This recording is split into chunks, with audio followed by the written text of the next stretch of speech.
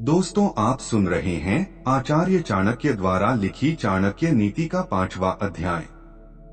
जिस प्रकार स्वर्ण की परीक्षा घिसने, काटने, जलाने और पीटने से होती है, उसी प्रकार से मनुष्य की पहचान त्याग, शील, गुण और कर्म से होती है।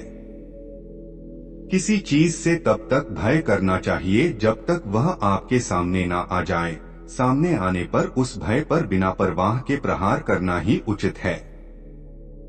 एक ही माता के पेट से और एक ही नक्षत्र में जन्म लेने वाली संतान उसी प्रकार से गुण और शील में समान नहीं होते, जैसे कि बेल के सभी कांटे समान नहीं होते।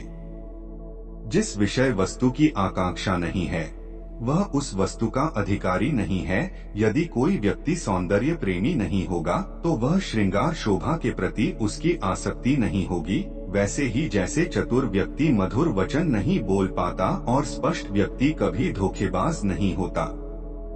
मूर्ख पंडितों से, दरिद्र धनियों से, विधवा सुहागिनों से और व्यभिचारिणी स्त्री की कुल धर्म रखने वाली पतिव्रता स्त्रियों की शत्रुता रहती है।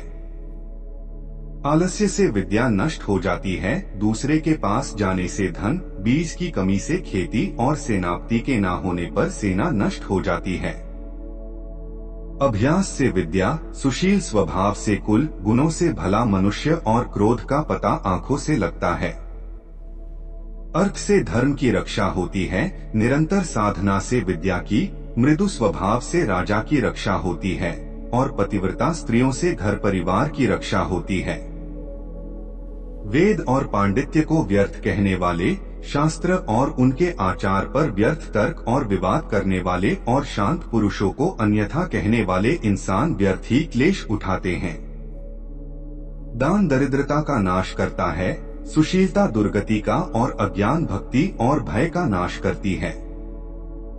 काम वासना के समान दूसरा रोग नहीं, मोह के समान शत्रु नहीं, क्रोध के समान आग नहीं और ज्ञान से बढ़कर कोई सुख नहीं। यह निश्चित है कि मनुष्य अकेला ही जन्म लेता है और अकेला ही मरता है और अकेला ही नरक में जाता है या मोक्ष पाता है। ब्रह्मज्ञानियों के लिए स्वर्ग तिनके के समान है, शूरवीर के लिए जीवन तिनके के समान है, इंद्रजीत के लिए स्त्री तिनके के समान है और जिसे किसी भी वस्तु की कामना नहीं है, उसकी दृष्टि में यह सारा संसार तिनके के समान है। विदेश में विद्या ही मित्र होती है, घर में पत्नी मित्र होती है, रोगियों के लिए औषधि मित्र है और मरते हुए व्यक्ति का मित्र उसका धर्म और सत्कर्म है।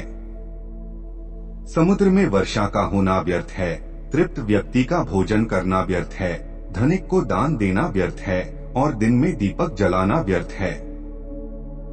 बादल के जल के समान दूसरा जल नहीं है, आत्मबल के समान दूसरा बल नहीं है, अपनी आँखों के समान दूसरा प्रकाश नहीं है और अन्न के समान दूसरा प्रिय पदार्थ नहीं है। धनहीन धन चाहते हैं, पशु वाणी चाहते हैं, मनुष्य स्वर्ग की इच्छा करते हैं और देवगण मोक्ष की इच्छा करते हैं। सत्य से पृथ्वी टिकी हुई है, सत्य से सूर्य तपता है, सत्य से वायु बहती है और ये सभी चीजें सत्य में ही स्थित है।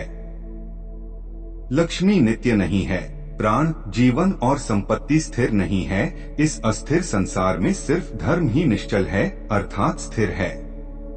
मनुष्यों में बाल काटने वाले धूर्त माने जाते हैं, पक्षियों में कौवा सबसे अधिक धूर्त माना गया है, 4 पैर वाले जंतुओं में सियार धूर्त होता है और स्त्रियों में मालन सबसे अधिक धूर्त कही गई है। मनुष्य को आकस्मिक विपत्ति के लिए धन इकट्ठा करना चाहिए, किंतु धन के बदले अगर स्त्रियों की रक्षा करनी पड़े तो धन को खर्च कर देना चाहिए। व्यक्ति को अपनी रक्षा के लिए इन दोनों चीजों का भी त्याग करना पड़े तो इनका त्याग करने से नहीं चूकना चाहिए। व्यक्ति को कठिन समय से निपटने के लिए धन का संचय करना चाहिए, क्योंकि धन अर्थात लक्ष्मी को चंचल कहा गया है। एक समय ऐसा आता है कि इकट्ठा किया हुआ रुपया पैसा भी नष्ट हो जाता है। थैंक यू सो मच दोस्तों, अगर आपको वीडियो पसंद आई हो तो लाइक कीजिए, आप कमेंट भी कर सकते हैं और अगली वीडियो के लिए इस चैनल को सब्सक्राइब जरूर करें।